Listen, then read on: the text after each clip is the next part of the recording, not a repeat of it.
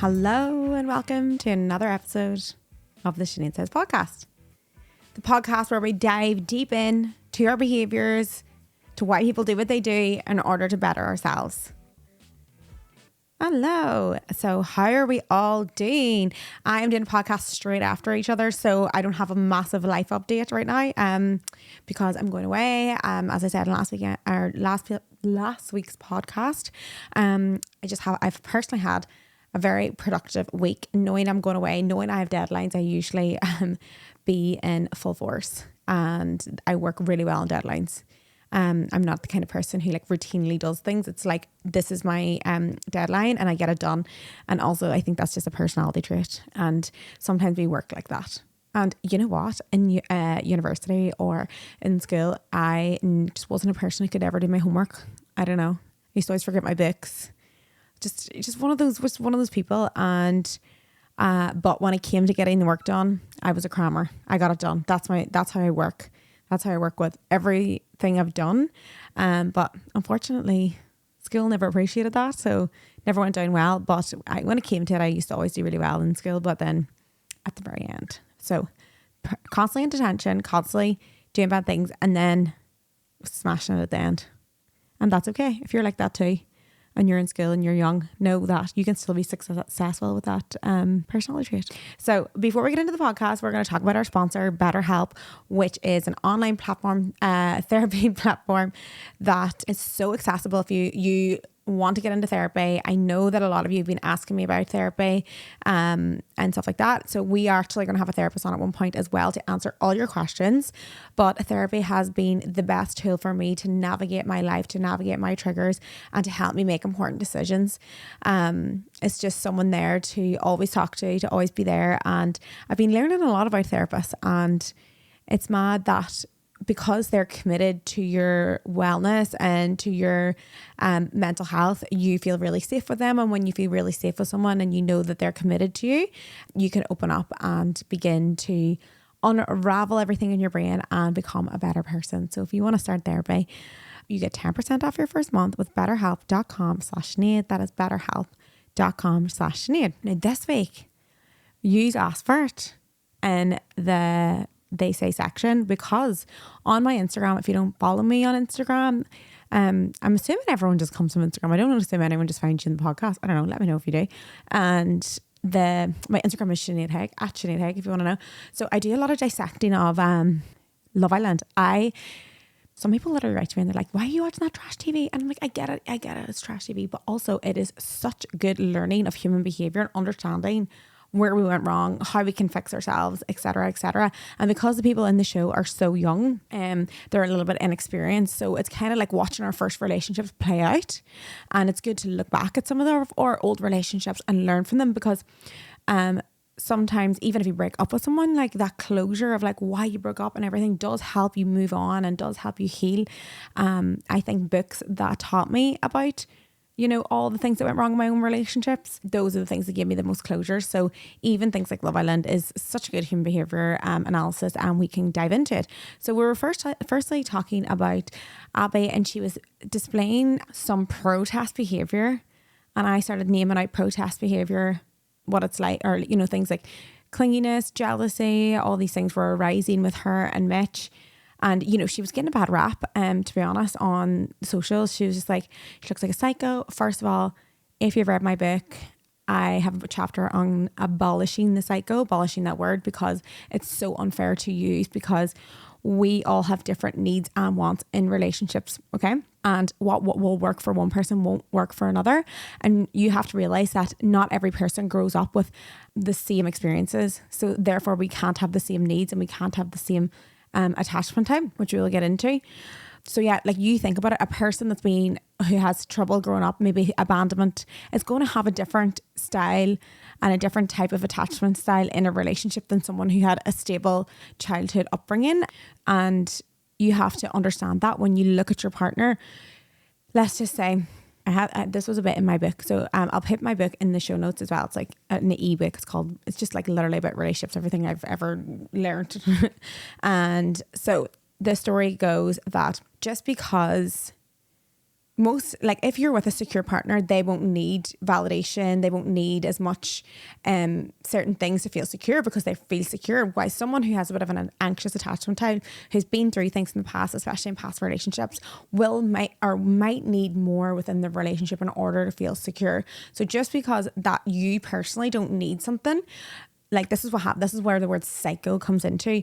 So this label of psycho, just because like you need more reassurance, you need to know where someone is at nighttime, you need a text here and there, does not mean that they're a psycho. It just means they have different needs, and if you tend to these needs and understand them and nourish them, this person won't even need that as much throughout the relationship. You just have to reassure them at the beginning and understand each other's needs, etc., etc. And then that word psycho should be abolished, because we can just communicate properly about what we need. These are the two issues. The person does not know how to communicate how they're feeling. Instead, they lash out, and therefore called in the sweet brackets psycho. Don't like to use that word. And instead of communicating and understanding their needs and talking them out. So that's a few things we're going to talk about. First, the next thing we're going to talk about is literally protest behavior. What does entail, what to look out for, and how, like personally, I'm someone who did protest behavior. I have a bit of an anxious / avoidant attachment style, and I am very aware of it, and I have learned from it, and I've understood my triggers. So we're going to talk about that in a minute. But first, we're going to talk about an anxious attachment type. We talked about it in the podcast before. A lot of people are anxious attachment types, and anxious attachment types is basically someone who just needs more. It needs more reassurance, needs more intimacy, and it's just because of something that happened in rather childhood or at one point in their life that made them feel that. So basically, it is you feel. It's hard to explain. So you feel validated and your needs met when the other person's needs are met. So like, let's just say this person's happy, then that means you're happy. It's a lot of people pleasing. It's a lot of things. So you search outer for your validation. You search outer for your happiness. And yeah, you just need more and more love than the avoidant or the secure attachment type. Anyway, there's more reasons, and we're going to get into that when we talk to the therapist, but we're going to see what to look out for in an anxious attachment type. So there's all different types of protest behavior, and protest behavior when you're feeling anxious can be very damaging and manipulative, and once we get aware of it, we can be better.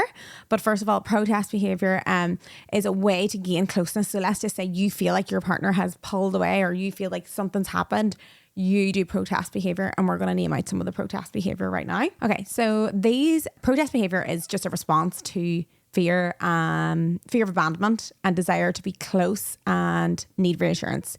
So there is loads of different types of protest behavior, but we're going to begin with excessive contact, which is like texting all the time, just really wanting to engage in a lot of communication with their partner. Yeah, even excessive communication, like bringing, like, let's just say the partner is like out and they haven't rang back, texting, calling, like, because you're feeling anxious, you're feeling a threat to the relationship, you're feeling fear of abandonment, you're like, where are you, what are you doing, blah blah blah, and that calling, texting, just hoping to maintain like constant contact, really.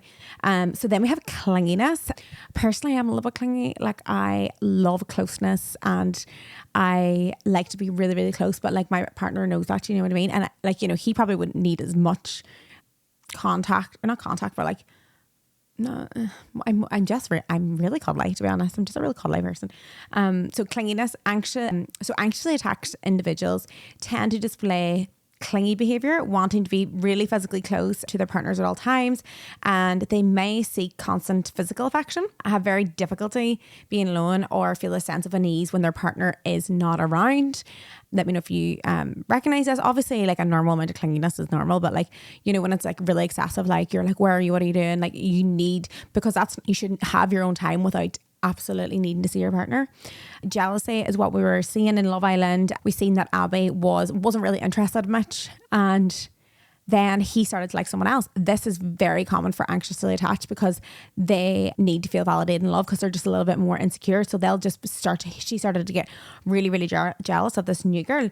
So anxious attached often leads to heightened jealousy and possessiveness. So if you're out with your partner and he's like looking at someone, or, you know, not looking at someone, but there's girls around and you're starting to get paranoid, you have to remember that like that's usually in your own head, because you're overthinking, which is the next thing. But anyway, so these individuals may feel threatened by perceived rivals or even innocent interactions their partner has with others. They may constantly seek reassurance of their partner's loyalty and commitment. Yeah. And then overthinking, which I was talking about before. So overthinking and the need for reassurance. You may think this is quite normal. Like you're like, I need more reassurance. I personally need reassurance as well. Like most women really do, don't they? It's like a thing. I don't know. There is a few securers out there, like lucky yous. Okay. So yeah, anxiously attached individuals tend to overthink situations and interpret ambiguous cues as signs of rejection and abandonment. They may seek constant reassurance from their partner to elevate their anxiety and self-doubt. So that is overthinking. So if you're someone who starts to get really triggered and think that your partner is doing something whenever there's absolutely no evidence, this can sort of show up in your anxious attachment style when you are triggered. And then people pleasing behavior. Anxious individuals may go great lengths to please their partner, often putting their own needs aside. They fear rejection and will often prioritize the needs and desires of their partner over their own, hoping to maintain the relationship. And this kind of goes back to like whatever happened. Sometimes in childhood, when you're anxiously attached, your caregiver or your parent may have needed you to tend to their needs and do things for them, or maybe you were like the oldest and you needed to do things for other people because you were the oldest and you needed to take responsibility. This is quite common. And then the next one is testing boundaries in an attempt to gauge their partner's level of commitment. Anxiously attached individuals may intentionally test the boundaries of the relationship. This can involve pushing for more attention or affection or creating situations that elicit a response. What I would describe as this is like the silent treatment. So say you're in an argument with your partner, you're really annoyed, you're honestly feeling a fear of abandonment, and instead of actually having the conversation, like, I feel like you're going to leave me, can we please talk about this? You're like, I am going to give him the silent treatment. I am going to threaten this relationship. Anything that gains closeness, anything that's going to get him or her to like, you're trying to gain control basically. So think of things like the silent treatment, or, you know, turning off your phone, or which is a very common one. Do you remember back in the day? No, I don't think I did this, but I know loads of my friends did this, but changing your WhatsApp picture. Changing your WhatsApp picture to nothing to think that you're blocked. That would be a protest behavior. You're trying to gain something. You're trying to gain a reaction. So anything that you're trying to gain a reaction, it's kind of like protest behavior. And these things, if you do recognize these things, then it's more than likely that you're anxiously attached. That's your attachment style. And don't worry, guys, anxiously attachment style is fine. There's so much good in an anxious. First of all, they are the most loving people. And they feel the most love. Like avoidance sometimes don't even get that far to feel so in love as an anxious attached. They're loving, they're loyal, etc., etc. So like there is so much good in it. But if you don't get a hold of your triggers and go into protest behavior, such as the things that we were talking about, you could possibly push your partner away. So in Love Island, we're seeing a lot of this. We're seeing a lot of pushing each other away, even though the feelings are so deep. So you think back in your first relationship, you know that was so loving and you know it was fiery, etc., because you didn't know how to communicate your own feelings. You didn't understand your own needs and you were just reacting trigger after trigger, and it just kept blowing up and blowing up. So that's why anxious and avoidant can trigger each other a lot, because avoidant really pulls away at times of closeness. It's like, oh, whoa, starts to make up excuses in the head, starts to think about their ex, thinks that like anything to get an arm's length. Whilst an anxious goes really deep, like she's like, let's go. Like, I need to know more. Why are you doing this? Blah, blah, blah. And then it's a bit of push and pull. But if you know your attachment style, you can, work and flow with this. And that's the whole point. The point is full awareness. So, sorry, I forgot to say this action. This is Let's Learn. Let's do a chime. Sorry, we're already in the middle of it, but let's learn. Let's learn. So basically have a look at yourself. Do you dictate your life around the other people? Like are your needs in the back burner for this other person's needs? Anyway, so how we get through this is, first of all, identifying your own needs. Like, what do you actually want in a relationship? You know what I mean? Like, for example, if you're someone who has sexual energy and wants to have sex all the time, but your partner does not, but you're tending to their needs, you know what I mean? Identify your own needs, talk about them, because that person might also be feeling the same, but because you haven't had a conversation about it. And also, like, you can compromise, etc., etc. So first of all, identifying your own needs. And also you must remember as well, so the next step would be like understanding that your attachment style is connected to your nervous system.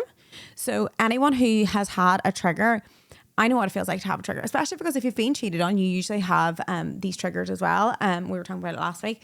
So emotional regulation is so important for our anxious attachment style. Personally, me, when I was younger, I actually spoke about this in my book, is like, I used to, like, you know, like when you're younger and, you know, heated arguments, like, I said this before, but one time, like I was living Maggie with my boyfriend. I think I probably did find something on his phone, but anyway, find something on his phone or whatever, and threw all this stuff out the window. And you know what I mean? Like this, and then this is a lack of emotional management. Like I shouldn't be doing stuff like that. You know what I mean? I need to have a pause, and that's where the nervous system and the emotional regulation comes into play. So things like meditation, yoga, just genuine mindfulness, understanding your thoughts, being aware of your thoughts. Anything that's like got to do with mindfulness or emotional breath work, anything that is like teaching you to observe your thoughts is going to help you observe your trigger when it comes into play. And, you know, I've read a lot of books on anxious attachment styles, and there is sometimes people selling this false narrative or of like anxious to secure. And I still feel like no matter how much work and healing you do, that you are still going to get triggered, because this is how your body and your brain knows how to survive, as in like from your childhood right up until, so it's kind of like a full life healing journey, because you recognize the trigger and then you don't act on it. You know what I mean? So you doing protest behavior whilst you're in a relationship, like when you're in an adult relationship, I could, if he's done something wrong, like, oh, he stayed out all night, I'm going to punish him. Am I going to punish my partner? I'm supposed to be with the rest of my life for the 3 days and be silent treatment? No. That is me reacting on trigger. I have fear of abandonment. I need to talk to him. I need to communicate and say, this made me feel this way. Is there any way that you can make me feel better in this situation? And usually over time, you start to emotionally regulate and you just begin to heal this. And you stop reacting so fiery. Another one is, like what I said before, learning how to tolerate the uncomfortable triggers and getting into your sympathetic nervous system as well. Like you've got your two types of nervous system. No, because you're in your sympathetic and then you want to get into your parasympathetic.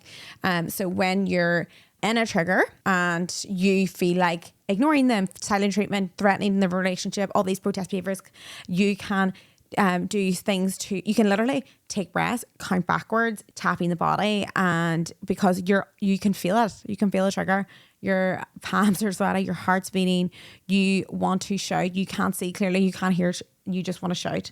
Okay, the next thing you need to do is try more exploring. People that are anxiously attached, usually because they are a little more anxious and overthink sometimes, they keep themselves kind of safe. So like getting yourself out there and exploring a bit more with things that you think that you want to do but you never did because you overthink them. So go for it, and then so that is recognizing. And to be honest, there's so many ways to begin healing and not ruining your relationships with this anxious attachment style, especially anxious avoidance. Sometimes can be very, very crazy, but if you've got a hold of it, you can make it work. If you, like, I was talking about this on my podcast live. So here's a good example of how anxious attachment and avoidant attachment can blow up. Okay, Big and Carrie on Sex and the City loved each other at the very beginning. It was fiery. Everything was chaotic, right? They never got married. But guess who did get married? Natasha and Big. And why did he never marry? He did marry at the end, but within all this, why did he marry Carrie? And that was, no, why didn't he marry Carrie and he married Natasha? Natasha obviously is very secure. There was moments that you can watch and bear in mind, see character analysis and the psychology of each character is decided at the beginning of series and stuff like this, and they have to stick to these characters. When I studied film, it was so interesting. But anyway, so Carrie's an anxious, Big's an avoidant. He was starting to panic at certain things, like, you know, like his mom was coming into town. She thought she was going to be introduced. He was like, no, I don't want to be introduced. She went crazy. She was in full protest behavior, started shouting at him. She was like, oh my God, we've been together such and such, and you don't want me to meet your blah, blah, blah. And he's like, I need to do it in my own time. So she was activated. He was activated. He was going backwards. And she was like, I need more. And he was like, whoa. And like, as an avoidant, people, you need to be tended to. You need to be doing things at your own pace. But if you know you're an avoidant, you can say, hey, I'm an avoidant. It takes me a long time to warm up. I'm so sorry that this is happening. And then she, as an attachment, anxious attachment, didn't have to go crazy at him. And that activated it. And then that was it. Like they were kind of like breaking up after that. Next thing, he was married to Natasha. And why? Because Natasha is secure. She didn't push things on him. It was just smooth sailing. Do you ever see a couple that is smooth sailing, too secured? You ever see them fighting, too secures? That's it.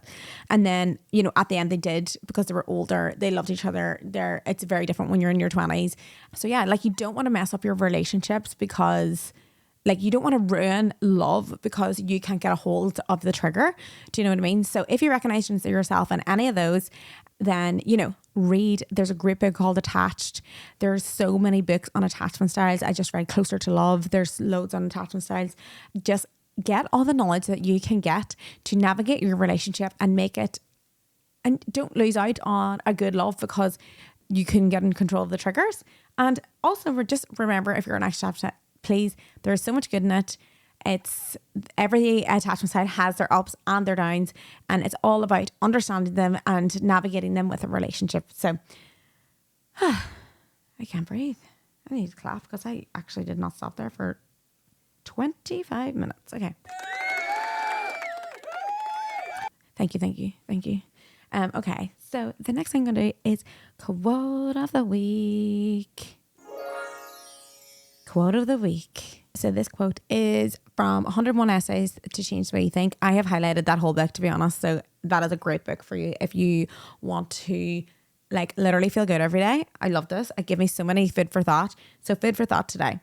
When you step into a library, all the knowledge in the world is before you. When you wake up each day, all the possibility in the world is too.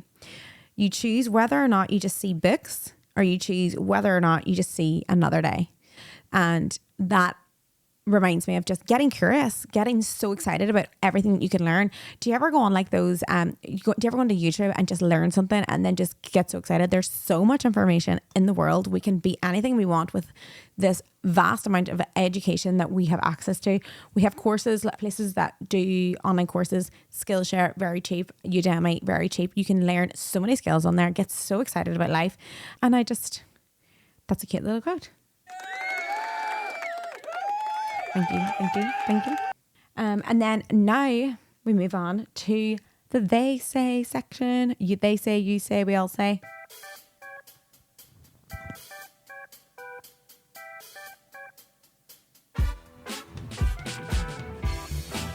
All right.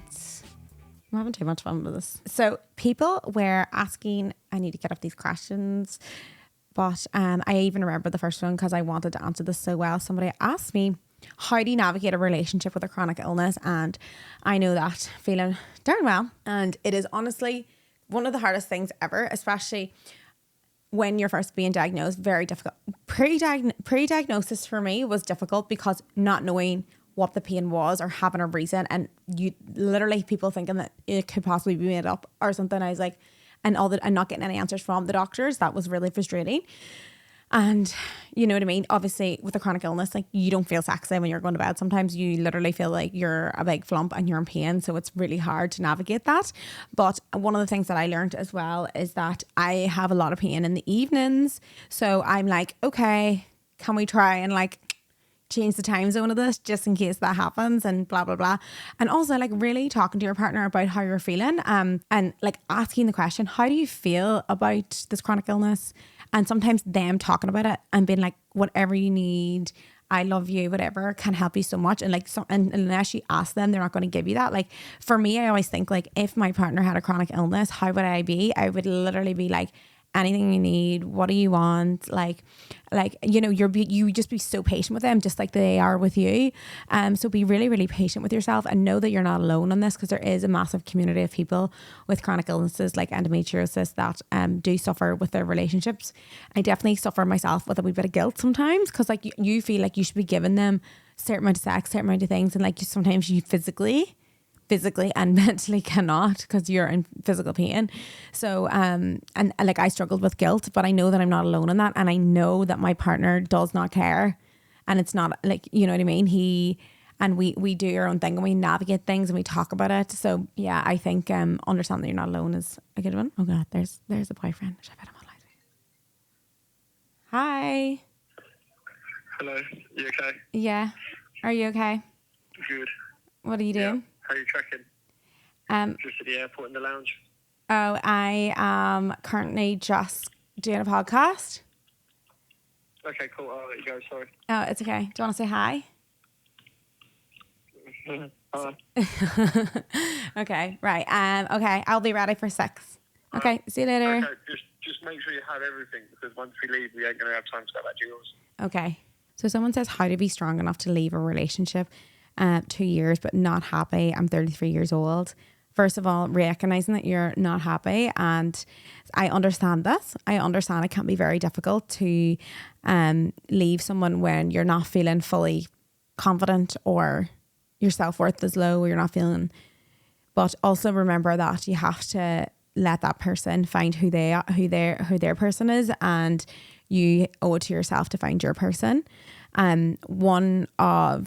I was actually talking about this, I think, on a podcast with someone who was finding it really difficult to leave their partner for so long, and they just because their partner had sort of demolished their self-confidence, they started going to therapy with not the knowing that they would break up, but going to therapy really, made her understand that what he was doing was very manipulative and her confidence was very low. And then with the help of the therapy, then that person gained the confidence to break up with him and is now super, super, super happy. So think about that. And in a few months' time, you could be super, super happy in a new relationship or just in general being single. So think of that. So someone says, how do you learn to trust someone? I don't know. I need more context to this question. But in terms of like, if the person has done something to break your trust, I personally did go to therapy. I went to a couples therapy a few years back because the trust was broken, and gain trust again through loads of trusting exercises. Like, it's weird because you think it's about trusting them with that certain situation that you lost trust in them in, but sometimes doing them keeping their word, for example, planning a trip and trusting them to take control of everything, trusting them with, you need to practice these trust exercises, like be like, hey, I'm going to give you the responsibility to do all the shopping this week and blah, blah, blah, and do the cooking. And then like them sticking to their words, like builds all this trust. So like all these little things that you do build trust.